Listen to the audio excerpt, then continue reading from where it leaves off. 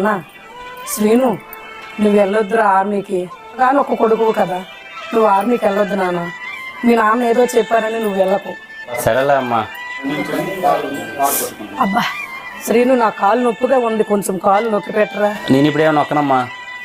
కనీసం ఒక టాబ్లెట్ అయినా తెచ్చి పెట్టరా, తలనొప్పిగా ఉంది. ఏంటమ్మా నా ఎప్పుడు ఏదో ఒకటి చెప్పుకొని ఉంటావు. మరే శ్రీను, నాకు కాలు నొప్పి అంటేనే నువ్వు ఒక్కడానికి నువ్వు ఇదైపోతున్నావు. నీ కన్న తల్లిని కదరా, కన్న తల్లి సేవ చేస్తే తప్పేముందిరా నాయన.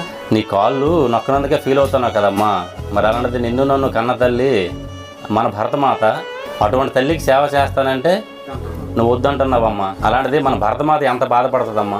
మరి అలాంటిది నీ సేవే కాకుండా కొన్ని వేల మంది తల్లుల సేవ చేసుకున్న భాగ్యం నాకు వచ్చిందమ్మా. ఒక సైనికుడిగా బోర్డర్లోకి నేను వెళ్తానమ్మా.